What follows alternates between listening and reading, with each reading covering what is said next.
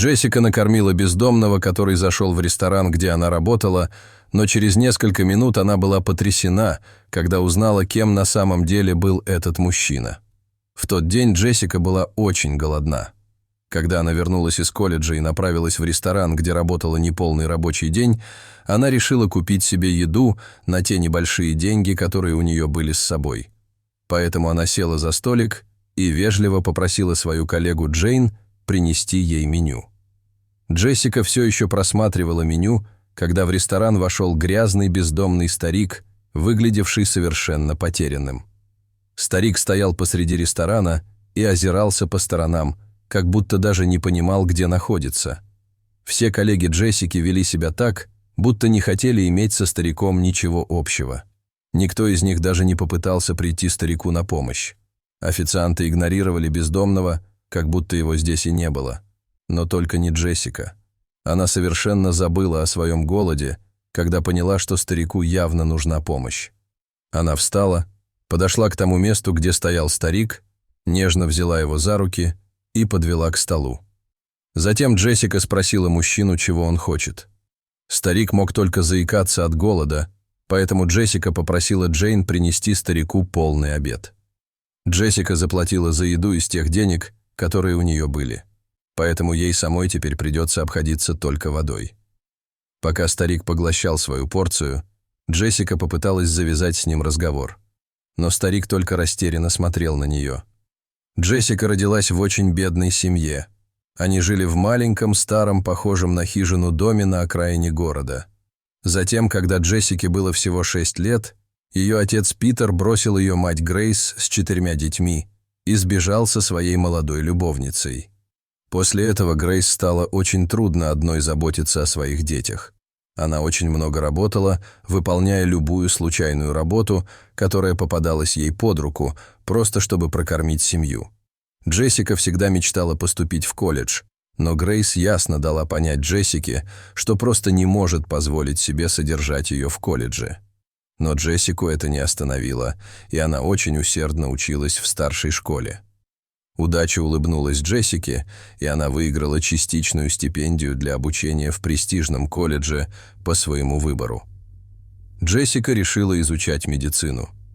Но из-за того, что стипендия была только частичной, Джессике все равно приходилось каким-то образом находить деньги на аренду жилья, еду и другие предметы первой необходимости. Поэтому она подрабатывала уборщицей в школе. Затем, всего 2 года спустя, у Грейс была диагностирована клиническая сердечная недостаточность, и ей потребовалось очень дорогостоящее хирургическое вмешательство. Операция на открытом сердце обошлась примерно в $18 тысяч. Поскольку Грейс просто не могла раскошелиться на такую огромную сумму денег, у нее не было другого выбора, кроме как продолжать контролировать свое состояние. Болезнь вынудила Грейс бросить работу, и Джессике пришлось взять на себя заботу не только о себе, но и о своей больной маме и 3 младших братьях и сестрах. Это было тяжелым бременем для юной Джессики, но она была полна решимости найти более высокооплачиваемую работу, чтобы помочь своей семье.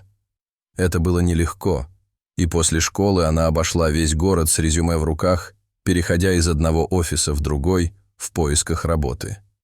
В конце концов, Джессика нашла более высокооплачиваемую работу официантки в модном ресторане. Зарплата была небольшой, но ее все равно хватало, чтобы удовлетворить основные потребности ее семьи. Тем не менее, у Джессики была одна первоочередная задача – накопить достаточно денег для маминой операции на сердце. Но при таких темпах это заняло бы много времени.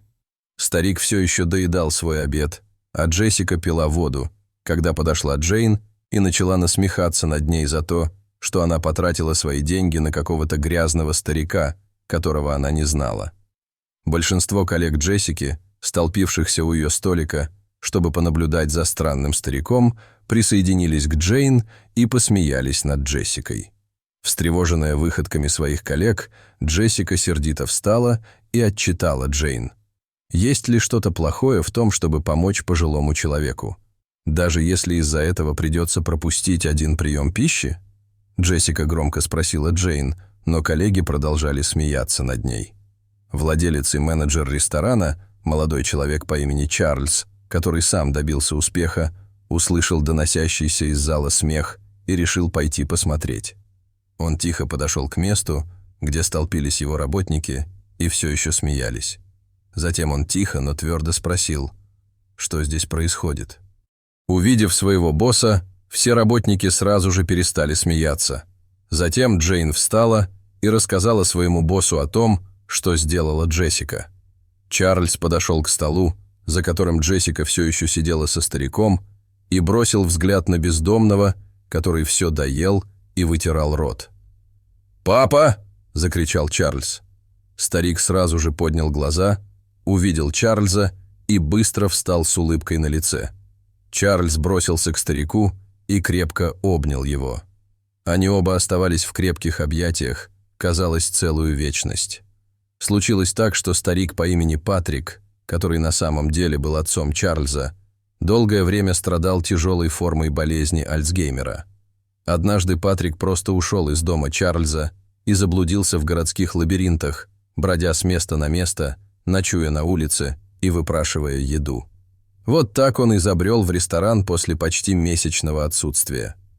После долгих объятий Чарльз приказал всем остальным своим работникам, которые ошеломленно наблюдали за разворачивающейся ситуацией, немедленно вернуться на свои рабочие места.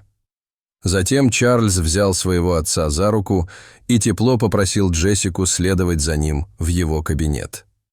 Когда они добрались до кабинета, Чарльз рассказал Джессике о своем отце и похвалил ее за редкое проявление доброты. Затем он попросил ее рассказать ему о себе. Джессика рассказала Чарльзу все, от своих горьких детских переживаний до болезни матери и дорогостоящей операции. Чарльз по-настоящему пожалел Джессику после ее эмоциональной истории. Затем он дал ей $1000 наличными и попросил прийти к нему в офис на следующее утро. Джессика тепло поблагодарила Чарльза и с радостью покинула его кабинет. На следующее утро Джессика снова была в офисе Чарльза. Мужчина без особых церемоний предложил Джессике должность сиделки для Патрика. Эта работа предполагала хорошую зарплату, вдвое превышающую ту, которую она получала в ресторане, и ей нужно было навещать Патрика и ухаживать за ним только после занятий в колледже. Джессика была вне себя от радости. Она горячо поблагодарила начальника, но Чарльз еще не закончил. Он сказал Джессике, что поскольку она помогла его отцу последними деньгами, которые у нее были, он готов помочь ее матери. Чарльз немедленно выписал чек на $20 000 и сказал Джессике, чтобы она потратила их на операцию своей матери. Джессика не могла в это поверить. Она чуть не упала в обморок от шока.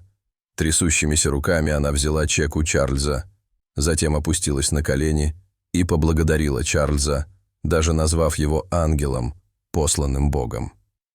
Джессика поехала домой, как только смогла, и, вооружившись чеком Чарльза, отвезла маму в больницу на операцию на открытом сердце. Со временем Грейс полностью поправилась и снова стала прежней трудолюбивой женщиной. Джессика вернулась в город и продолжила учебу, при этом усердно работая сиделкой Патрика. Чарльз был очень рад видеть впечатляющие успехи Патрика под присмотром Джессики. Она всегда была очень нежной и доброй со стариком, который сразу же проникся к ней симпатией.